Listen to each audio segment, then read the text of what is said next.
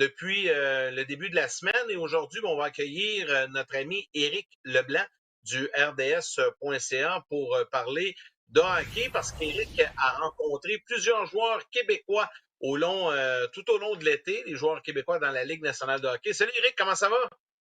Salut les gars, ça va très bien, vous autres? Ça va bien de White, ça va bien de White. J'ai toujours aimé ce surnom-là. Puis avec André, ben faut s'attendre à ça. T'sais, on peut avoir toutes sortes de comparaisons tout au long de l'émission. J'espère que tu es prête, mon Éric. Je pensais qu'André allait amener un peu de discipline aujourd'hui. Là. Je me suis peut-être trompé. Hey, on va dire de quoi? Je vais être discipliné, Éric. Oh, il est discipliné, mais avant le show, avant qu'on commence, moi, je l'ai vu quelques minutes avant qu'il arrive à la caméra avec un toupette, disons, assez estival, un peu différent. Ben, il faut avoir du fun. On est là, malgré les vacances, on est là, vous le savez, avec tout ce que les studios de RDS ont eu comme impact avec l'eau et tout ça. Donc, on est dans une formule un peu, on appelle ça, nous, à l'interne, le camping. Donc, on est là pour offrir un peu de contenu aux gens et ça va nous faire plaisir aujourd'hui de parler de hockey. Je vais commencer, Éric, avec toi, puis André va pouvoir poursuivre. Tu as rencontré plusieurs joueurs québécois cet été dans différents événements, dont le programme qui a eu lieu à Québec il y a quelques jours. Et notamment, tu as fait une belle rencontre avec Jonathan Marchessault, qui, lui, va connaître un nouveau départ. Oui, parce que c'est une nouvelle organisation, une nouvelle équipe. C'est un gros changement dans sa vie quand même. Il s'en va du côté de Nashville. Puis je pense que ça s'est peut-être pas terminé de la façon qu'il aurait souhaité avec Vegas.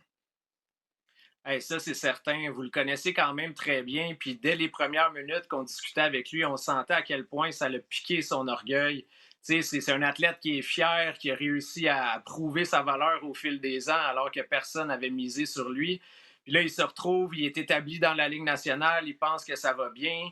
Il vient de faire une saison de 42 buts, son meilleur total en carrière. Et paf, du jour au lendemain, il comprend par la force des choses que les Golden Knights ne veulent pas le ramener.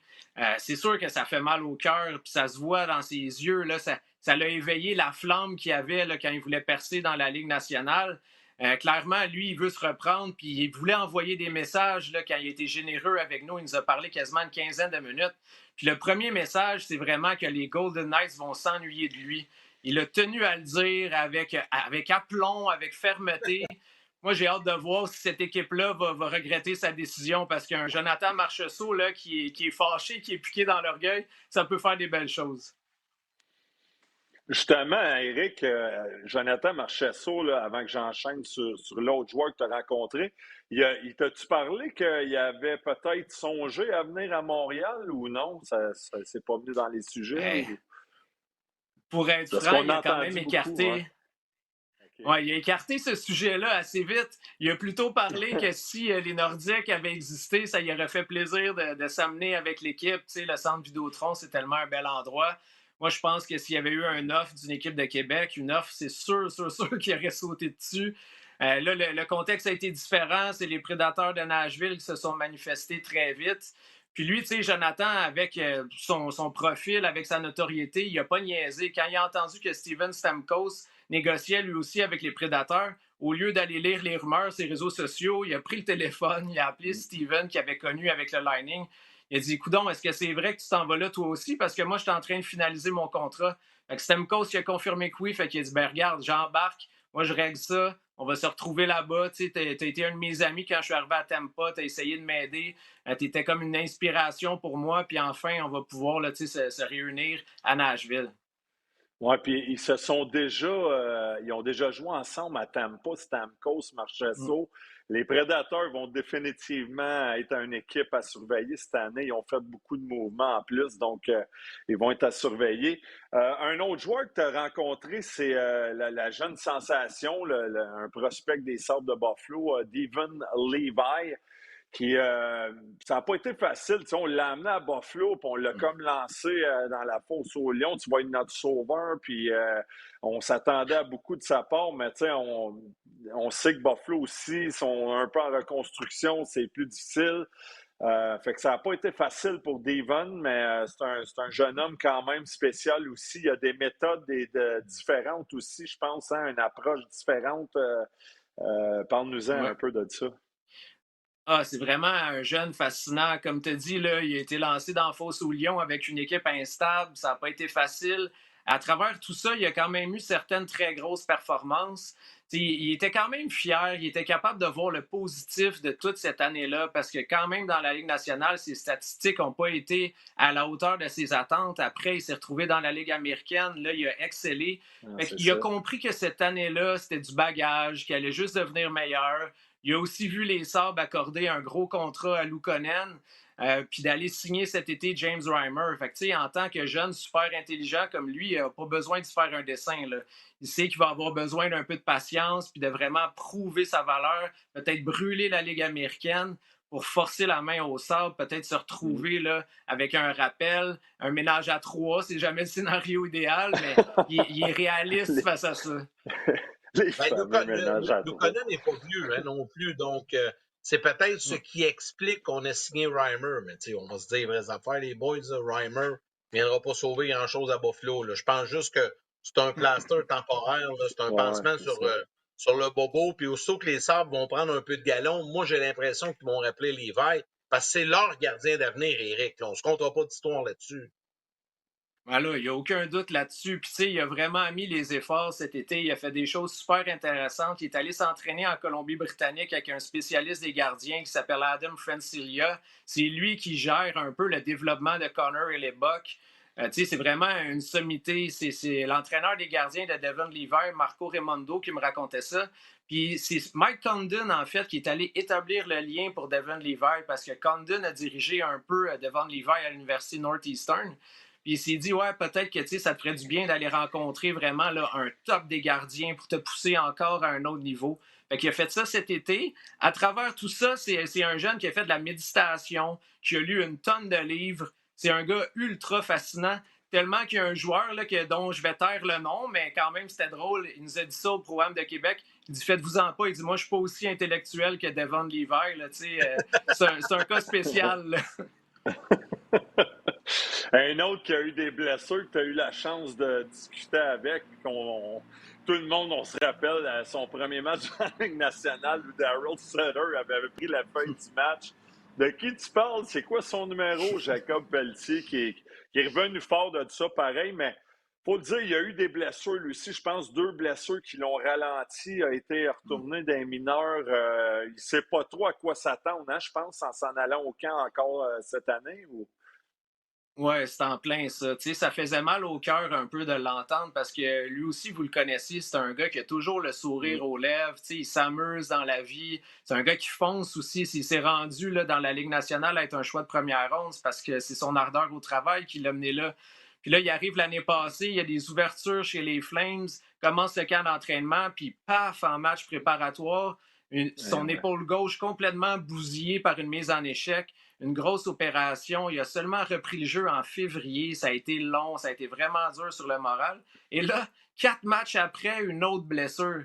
Vraiment, là, il a perdu son sourire. C'est pas compliqué. Il l'a admis. Il est tombé là, dans une pente descendante. Ça lui a fait mal beaucoup psychologiquement. C'est un gars qui est habitué de driver, là, si vous me permettez l'expression, de driver son jeu grâce à sa passion du hockey. Puis là, ça a pris tout un coup. Fait que, heureusement, il a été capable de remonter ça. Là, il s'attend à une très grosse année. C'est sûr qu'il voit le portrait des Flames, puis ça l'encourage. Mais j'étais quand même content de voir que son moral est revenu parce qu'il a été très honnête là-dedans. Là, ça a été très difficile. Un visage connu qu'on a apprécié à Montréal, Philippe Danault, que tu as rencontré aussi, qui parlait de Quinton Byfield. Je pense que Quinton, il a été utilisé à l'aile l'an passé beaucoup, mais là, on parle de peut-être le voir sur le deuxième trio. Mais en même temps, je pense que Philippe comprend que c'est un grand frère, puis dans ce rôle-là, il va être là pour épauler un Quinton Byfield.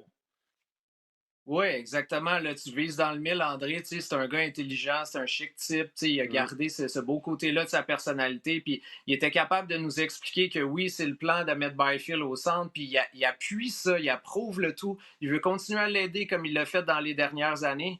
Puis lui, il va pouvoir jouer un rôle pour le supporter. Certains matchs, Philippe sera peut-être le deuxième centre, des fois le troisième. Mais Byfield, c'est tellement un phénomène physique. Les Kings ne peuvent pas se passer de lui au centre. Au Pro-Am à Québec, c'était fascinant à voir. Là, tu le sais, les gars dans une game comme ça, ils jouent à 25 de leur capacité. Lui, il donnait 2 coups de patin, puis il finissait par clencher tout le monde, tellement qu'il est puissant. Oh, ouais. Fait qu'il peut venir tellement aider cette équipe-là depuis le départ de Pierre-Luc Dubois. C'était clairement le changement là, qui s'imposait. Moi, j'ai hâte de voir ce que les Kings vont faire, mais je sais que Danault va continuer de jouer un rôle de grand frère. Il a amené d'ailleurs Byfield et Doughty à Québec pour l'événement. Fait qu'il veut aider ces gars-là à avoir une belle carrière. Là. Ben, Philippe Danault, regarde, on ne peut pas remettre en question son leadership. C'est incroyable, ce gars-là, ce qu'il apporte dans un vestiaire avec une équipe de hockey. On le voit à Montréal et on le voit du côté de Los Angeles. Bon, parlant du Canadien, d'anciens Canadiens, mais on parlait de nos Canadiens actuels. Samuel Montembeault, qui, pour la première fois de sa carrière, Éric, va débuter une saison dans la Ligue nationale de hockey comme gardien numéro 1. Et pas de ménage à 3. Oui, c'est ça. Enfin débarrassé du ménage à 3. Tu sais, Samuel, là, c'est un gars qui a toujours le sourire au visage. Il est tellement agréable à rencontrer. Des fois, on peut quasiment se demander, coudonc, tu sais, est-ce que dans sa préparation, c'est le gars qui est ultra sérieux ou il s'amuse comme ça? Puis il nous a raconté au contraire à quel point il a pris les choses avec énormément de sérieux. Il est allé chercher un nouvel outil avec un docteur Philippe Croisetière qui a une méthode super intéressante. Le jeu dans la Ligue nationale bouge tellement vite autour des gardiens que des fois, tu peux finir par perdre un petit peu la rondelle de vue. Puis là, il se faisait mettre, par exemple, là, c'est un des exercices, dans une machine qui tournait sur lui-même, puis il devait pointer des cibles pendant qu'il tournait pour ne pas perdre un peu là, l'équilibre ou la concentration avec ses yeux. Tu sais, c'était le fun à entendre. C'est des nouvelles choses qu'on ne nous raconte pas souvent. Puis il y a plusieurs athlètes maintenant qui se tournent vers des technologies comme ça. Puis tu sais, Samuel, lui, il veut aussi prouver à Équipe Canada, aux dirigeants, qu'il a sa place dans les tournois internationaux. Tu sais, il a déjà aidé le Canada à gagner les championnats du monde, mais lui, il veut faire sa place éventuellement pour les Olympiques. Puis on dirait qu'il n'y a pas encore cette reconnaissance-là au même titre que certains gardiens du Canada. Ouais. J'ai bien hâte de le voir, moi aussi, en début de saison, là, justement, parce qu'il sait que c'est pas mal lui. Tu sais, oui, il y a Caden Primo, mais je pense qu'il comprend que c'est lui qui va tirer l'équipe, là, qui va être. Tu sais, j'ai dit numéro 1, mais je pense que ça va être lui qui va être le gars sur qui on va compter. Ouais. Également, un nouveau venu qui il était avec le Lightning de Tampa Bay, Alex Barré-Boulet.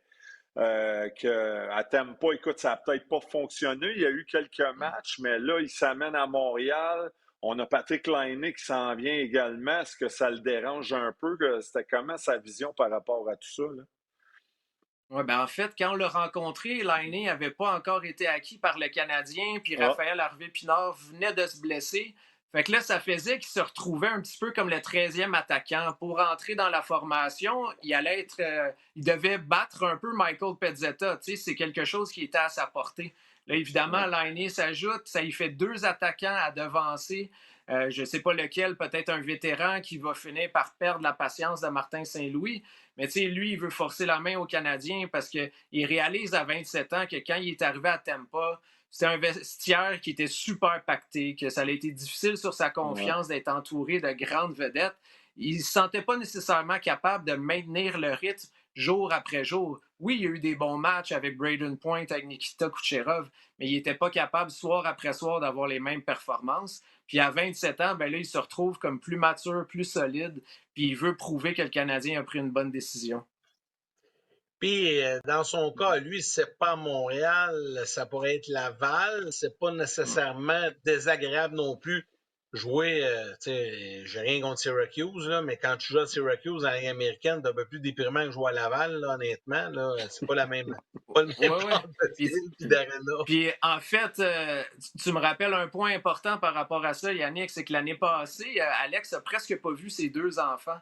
Parce que la distance entre Syracuse et Tampa, évidemment, est immense. Alors que là, il va être très proche. Puis ça l'a beaucoup joué dans sa décision. Il va être capable d'être avec sa famille tellement plus souvent. Je pense que ça peut aussi l'aider là, à accomplir des belles choses.